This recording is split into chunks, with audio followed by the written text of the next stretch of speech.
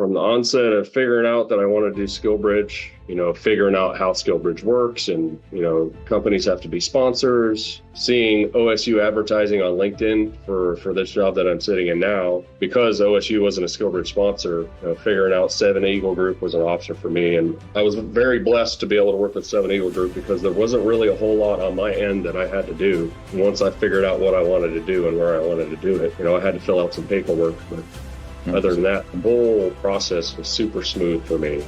And then transitioning from wearing a uniform every day to being here, it was very similar to changing units to me. Obviously not going to another military unit, but from the time I got here and meeting people and meeting with human resources and doing training and stuff like that to get me started, the whole thing was super simple. Welcome to the Seven Eagle Group podcast, your home for inspiring stories, valuable tips, and great advice from hard-charging veterans so you can lead a more rewarding and lucrative post-military career.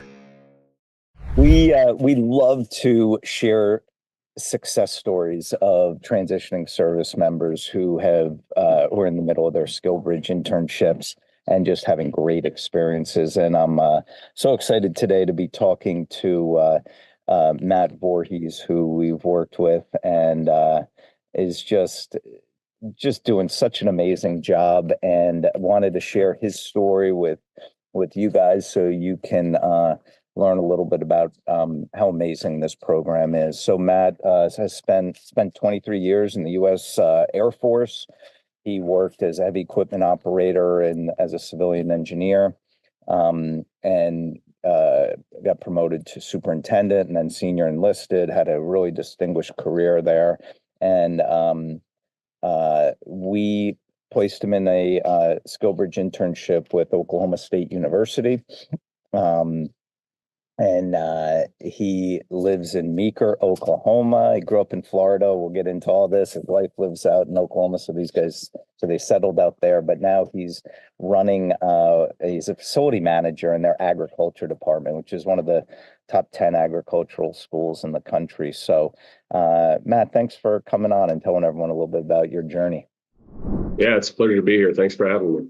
Cool. Talk a little briefly about your Air Force experience. What was that like, and how did you when you look back on those 23 years, what was that experience like for you?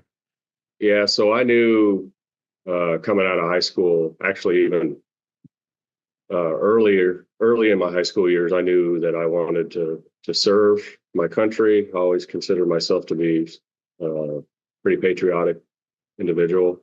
So I knew I wanted to serve coming out of high school. And so I worked for about a year out of high school. Actually, I worked for my dad on the farm, and then I finally got that itch where it was time to move on and do something different. So I went down to the recruiter in Orlando, Florida, and had a long conversation there, and just decided on what I wanted to do, what I was comfortable with doing, and and that was the heavy equipment, pavements and heavy equipment career field. And a lot of it kind of came natural to me because I grew up on a farm, running farm equipment, and heavy equipment, farm equipment, similar in some ways. So it fit me naturally. But from basic training through tech school, through 8 assignments, 7 deployments over the course of the past 23 years, I loved every single minute of it. The people, the places I got to visit that, a lot of people in our country would never get the opportunity to, some of them being in harm's way, that's part of the job, but I always considered all of it one big adventure. And, you hear probably in every branch of the service, you hear grumblings from people about,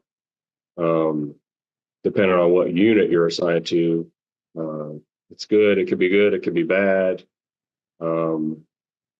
But for me, it was always about, how do you look at things? How do you perceive things? If you think things are bad, how do you make them better? How do you be a good representative of yourself and your unit?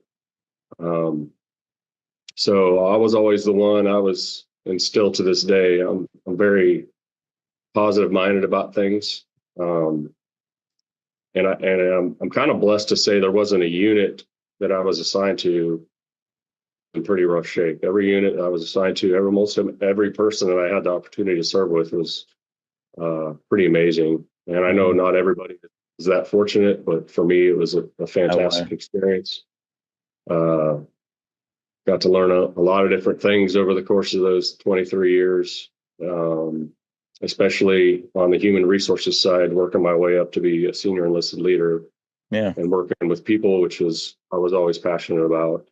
How do you feel that experience? Being in the civil engineer. Yeah, I'm sorry to interrupt. Go ahead. I was just so being in the civil engineer career field and working my way up through the ranks there. We do a lot of infrastructure sustainment, maintenance, modernization, things like that for air bases all around the world. So for me, transitioning to be a facility manager here at OSU, it's been pretty seamless. Yeah. Coming in with an outside perspective, I feel like I brought a lot of good ideas on how to properly manage this actually brand new facility that we just opened a little over 30 days ago. It's 195,000 square feet. So there's a lot going on in here, and I think, like I said, bringing in a different perspective from outside the civilian sector, I think, has been good for the university, for the ag department specifically here at OSU. That's great. How do you, looking back on your time in the Air Force, how do you feel that prepared you for the transition and the civilian career that awaits you? How did that make you into the man you are today? Like, what do you feel are some of the best qualities that you've developed by serving? I would say resilience is one of them. Just being able to, being in the military, you're constantly put in situations where there's a lot of unknowns, right? Yeah. And being able to maintain a positive perspective and figure things out and be a critical thinker. That's one big thing I think I developed over the course of my career was, being a good critical thinker and really sitting down and figuring things out. I was put in a lot of complex situations, just for instance, being a part of a team to go in and open a brand new air base in a different part of the world. There's a lot of different factors that go into that. So learning all that, the ins and outs with that, and from a job perspective, and then being able to watch and learn from leaders and other people that you think are doing things right, and adapting the things that have helped them become successful has, from both of those aspects, helped me tremendously get to where I'm at now as a person. And it's been great. That's awesome. And so we connected with you, I don't know what it's been, 6 months ago or something, Tyler Grant and our team, and you guys got together and able to find this, it sounds like an amazing internship for you at Oklahoma State University. Go Cowboys. Yeah. And they're just so happy with you and so impressed with your work ethic, the job you're doing for them as a representative. But what has this experience been like for you on the Skillbridge side, working, easing into your transition with this internship? It was actually very simple. I mean, from the onset of figuring out that I wanted to do Skillbridge, where I wanted to do Skillbridge, and then figuring out how Skillbridge works, and companies have to be sponsors, and seeing OSU advertising on LinkedIn for this job that I'm sitting in now, and working with Tyler, because OSU wasn't a Skillbridge sponsor. Figuring out 7 Eagle Group was an option for me, and initially touching base with Tyler, and he's a go-getter, so he was on the ball with everything, with helping facilitate this transition for me. There wasn't really, I was very blessed to be able to work with 7 Eagle Group, because there wasn't really a whole lot on my end that I had to do. Once I figured out what I wanted to do and where I wanted to do it, Tyler kind of he took it and ran with it and got me to where I'm at now. I had to fill out some paperwork, but other than that, the whole process was super smooth for me. And then transitioning from wearing a uniform every day to being here, it was very similar to changing units to me. Obviously not going to another military unit, but from the time I got here and meeting people and meeting with human resources and doing training and stuff like that to get me started, the whole thing was super simple. That's awesome. Tell everyone a little bit about what you're doing there. You're working in their agriculture department, running one of the facilities. So, yeah, it's one of the largest facilities here on campus. It's brand new. We just opened it actually the day I started was like the first day that we had faculty coming in, trying to get the place ready for students to come back 3 weeks later. It's 195,000 square feet. It was a $115 million project. So it's state of the art, very beautiful facility. We have everything from teaching labs to research labs to classrooms, things like that. And we have several hundred faculty and staff members in the facility here to support all the students. So my day-to-day job is to make sure those faculty and staff have what they need to successfully and efficiently do the work that they need to do on a daily basis to take care of students and help the students learn everything they can while they're here. And it could be from making sure mechanical systems that operate here within the facility are taken care of, preventative maintenance is completed, from something as large and complex to that to a faculty member needs a whiteboard hung on their wall, so there's a big range of things that I help facilitate and take care of here. So that's awesome. And it's a lot of fun. Yeah. I'll tell you what, I get about 13,000 steps in every day just walking this facility. That's a big space, 195,000. Is this a position that you could see yourself staying in after Skillbridge as your first position out of the military? Absolutely. That's the plan. Yeah.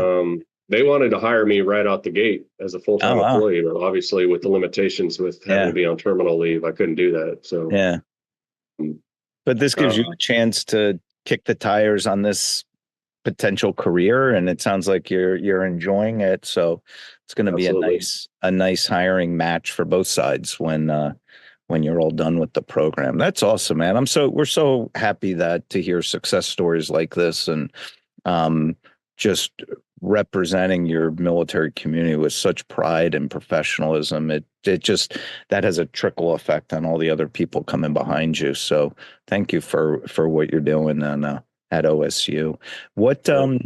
And just lastly, what advice would you have for other transitioning men and women coming out? Anything that you could offer them to make their next chapter a little bit smoother for them, a little less stressful? Yeah, I would say, it's normal for transitioning service members, whether retiring or just separating after 4 or 6 years, to be a little stressed out about what the future holds for you. Are you going to have employment or you're not going to have employment? And one thing I would say is, from the moment I started looking for Skillbridge opportunity, I found out that there are tons of companies out there looking for people coming out of the military. Yeah, talent. Because they know what kind of talents that military folks bring. Yeah. It's from learning how to maintain standards and discipline, and depending on what craft or specialty you were in whatever branch, there's a lot of different skills that you learn that the DoD gives to you that people want. People want you. Desperately need too, not just want. Yeah. So if you're, be ambitious, try and come out knowing where you want to be and what you want to do, and just go after it. Make sure you get your resume squared away. Have somebody that's done that before look at it, read it over, and critique it, and get it to where it needs to be. And showcase your skills in there, because that's the first thing that people are going to see is your resume, right? Yep.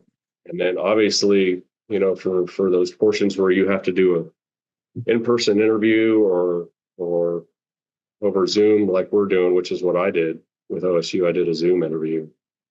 Be professional, talk professional, represent yourself well, and can't say I guarantee, but there's a very, very good likelihood you're going to walk away with something set up to have employment with. So yeah, outstanding advice, man. I love it. Just have the confidence in yourself. You can do this. Your skills are desperately needed in corporate America, but you got to go after it. You are very proactive in presenting your case to us, to employers, and that helps. So, hey, Matt, we wish you all the best, man. Keep cranking. You are doing awesome. I can't wait to see where your career is going to take you, and just a true honor to be able to know you and to work with you in this venture. So thank you so much, Matt. Yes, sir. It's been an honor. Thank you.